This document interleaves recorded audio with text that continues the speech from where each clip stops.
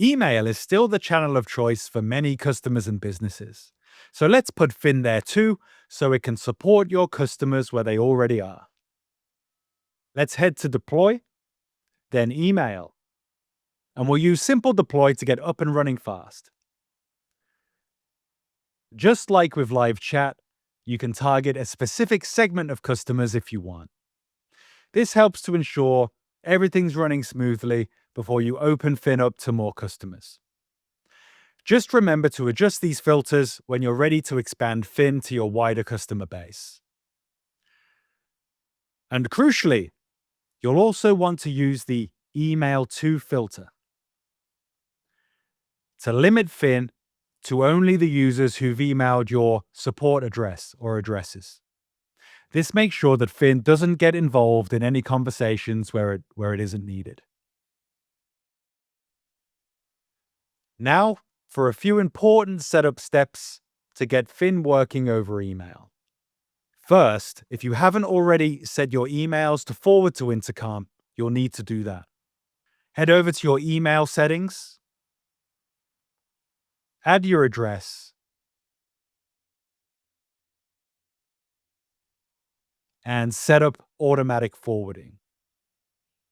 Copy the full forwarding address here, and then over in your email client, find the settings for email forwarding and paste that forwarding address there. Follow the steps in your email client. In this case, I've got to hit this verification link. And back in Intercom, click Verify Automatic Forwarding, and it will automatically check that it's working. You don't need to do anything else. Now your support email should be arriving in your Intercom inbox. Next, we need to make sure that Fin and your teammates can reply using your support email address. So if you haven't set this up yet, click Authenticate your domain. You'll need access to your domain provider. So if that's not your role, you can invite the right person into Intercom to complete this step for you.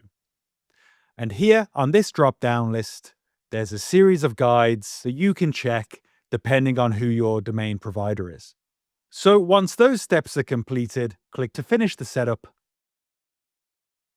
And then the last of these technical steps is to tell Intercom to use the same email in its replies that the message was originally sent to.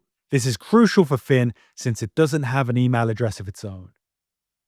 Head to the Email Settings tab, turn on this option, and select your verified support address as the default.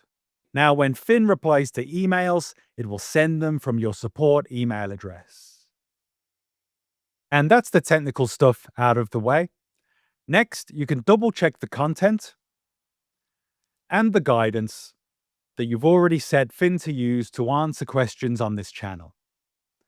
And just click Manage if you want to add any more content or guidance for Fin to use.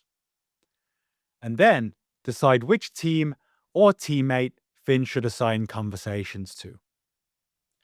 If it can't resolve them, I'll select my support team inbox here from the list. And then we get a heads up. Guidance that you've already set may already be routing customers to human support before we get this far. And that if you want a more advanced routing setup, like a triage that sends conversations to different team inboxes, depending on the topic of the conversation or the type of customer, for example, then you'll need to set that up in a workflow in what we call here Advanced Deploy. And we'll look at that in more detail in another lesson. Now, let's set when to auto-close abandoned conversations so they don't inflate your support volume. First, set the period that Fin should wait for a response before considering the conversation inactive over email. On this channel, the wait time should be longer than in live chat. Customers typically respond slower over email. The exact interval is yours to decide, but 1 to 2 days is common. And next, we'll choose the conditions for auto-closing a conversation after it's been marked as inactive. For example, if Fin answered and the customer didn't respond, that can count as a soft resolution, and it's usually safe to close for the customer probably got what they needed and then they just didn't reply after that. But if Fin didn't generate an answer, or the customer didn't really ask a question, you might prefer to leave it open and review it manually, or wait in case the customer comes back into the thread. But it's totally up to you. And here you can also send a friendly message in your tone of voice to let the customer know that you're going to close the conversation, but that they can still reply if they need more help. And lastly, let's decide when Fin should send a CSAT survey. Customer satisfaction surveys help you keep track of how your customers feel about their support experience and where you can improve it. So this first option here is the hard resolutions, where Fin quite clearly resolved the issue and the customer confirmed that they were happy with the answer. You normally want this one on. And the second option here is for soft resolutions, where Fin generated an answer, but the customer didn't really confirm if they were happy with the answer or not. If your inactivity timer is quite short for email, it's better to leave this off in case the customer plans on popping back into the conversation. And you can also set how long customers have to change their rating.